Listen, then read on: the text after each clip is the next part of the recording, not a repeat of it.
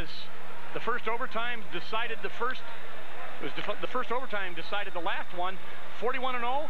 Paul Paquin and Jake Lamberg, his opponent, 38-1. Lamberg from Green High School in Section 4. And Paul Paquin, perhaps the guy who is a candidate for most outstanding wrestler. He's 41-0 this year. Has already signed to wrestle with Oklahoma. You don't get much better than that. He was last year's state champ at 112 pounds, and he's taken to the mat but not given up any points yet as he got Lamberg's foot to prevent a takedown. Let's see if he can get out of this. Paul Paquin. That's in a tough position right now. Yeah. Let go. Wait. Potentially dangerous. Yes. Good call. Fred Brown, the official, right there to say potentially dangerous.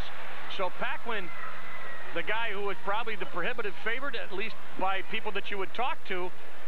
Look at this. That's Oklahoma 1-foot ride. Look at that. Would not let go. Lamberg, 96-20 overall, 38-1 out of Green High School. But you're looking at Paul Paquin out of Cornwall High School in Section 9. Pinner technical fall in 36 of 41 matches, and as we said, already signed with Oklahoma. Last year's state champ at 112, and he's bleeding, and that says let's take some time and get that straightened out. Yeah, Jake Lambert's coach, I might want to add, is Tim Jenks, who I wrestled with up at Syracuse University. Very familiar name, I believe, out of Shenango Forks High School. You got it. There he is, right there with the mustache. Yep. Looks just as good now as he did then. He had to work out with him every single day. Kid was very strong. Very strong. Very strong. Well, there's a little bit of break in the action. You know, you've heard all about the routine with blood, and they're very careful to stop the blood, and there's a certain amount of time. That's right, Dale. They get 5 minutes total. And the difference with that from an injury timeout is you can take as many as you want.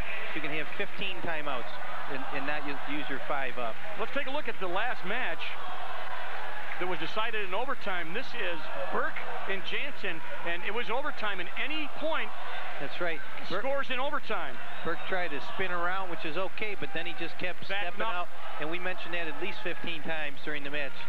And his coach from Wading River High School, Shoreham Wading River, excited. So in our first overtime, Jesse Jansen from Section 11 wins 1-0 in overtime on a stalling call. So in the overtime, it's any point. You don't have to score a takedown or reverse, any point. So right now, we're back to 125. Paquin set a timeout, got a little bit of cotton in the nose as he was bleeding. So Section 9, Cornwall High School. A lot of people like this guy as the MOW candidate. Pinned his way into the finals. Lamberg in the red. He's the one that had the nose problem. Right, I'm sorry. That's okay. It may come into play later on if he can't stop the bleeding within 5 minutes injury time, then he is disqualified.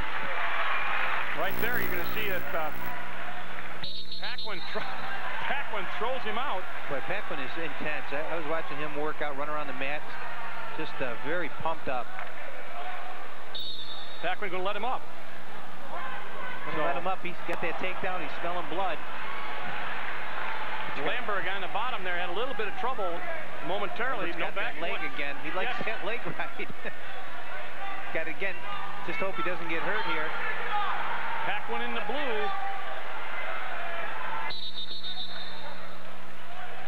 Stalemate. Paquin also an honor roll student, so he's got the whole package here, the man in the blue.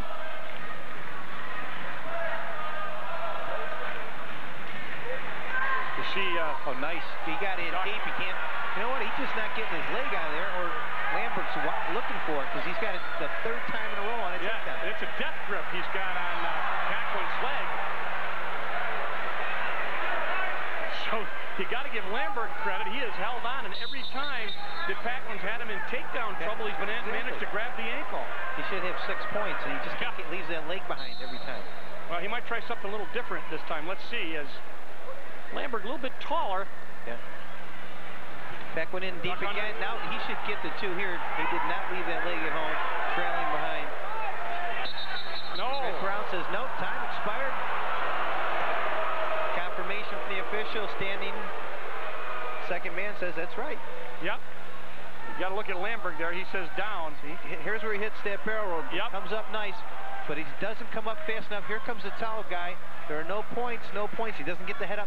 He's got the leg. You can see right there clearly that Lamberg had the leg in the crotch. Now there's a point. That ties it 2-2. 2-2.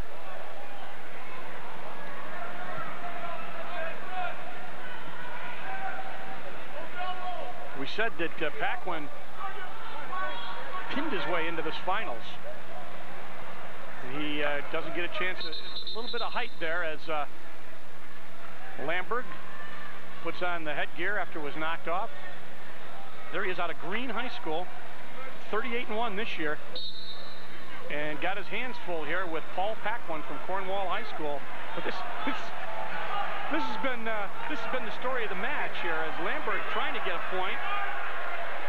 Well, he's doing everything except keeping about 8 inches of his foot back, and another not takedown. You know, it's just got to come up with something different. 125 pounds, and Lamberg fights his way back out. That's where that height is really coming into play. Yeah, I agree. Keeping the score very close. I mean, 2-2. Minute into the third or second. There he goes. Oh, got the ankle again. He just cannot get that leg through. Now he's going to lose it there. Well, there's going to be no points here because they're going to go out of bounds. He's just got to hold his leg. Now we're going to get a little discussion here. Fred Brown, Gene Tracy just kind of walks behind, make sure that he says you're doing it right. Well, there's just nothing he can do. Right. I mean, it's just the way it happens. You lead the leg and you tie up for a couple seconds to stalemate. 2 Back points. to live action and 2 points and 2-for-1 sale as he takes him down and lets him up. And Paquin on top. Yeah, there he gets 2. Now it's 6-3. Plenty of time, 30 seconds. He's going to get his points, and I think he'll go into something different. Now he's trying to get a little tighter. Paquin from Cornwall in Section 9 really putting the pressure on, but the time down to 16, 15, 14. You don't see many pins in the States, and Jake Lamberg in a pretty close there.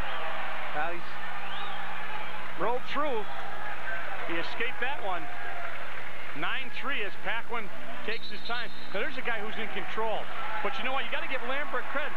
You got to grab what you can, and it happened to be the ankle of Paquin for 3 or 4 times in a row. And now Paquin is down. But you look at Paquin in the referee's position. He is intense. No, he's just this is how he was earlier, and you can just see kid is just incredible. Going to see good things from this kid down the road. Well, as we said, he will be wrestling with Oklahoma, and you can tell they probably like his intensity. You look at his eyes, and he is putting on a clinic out here.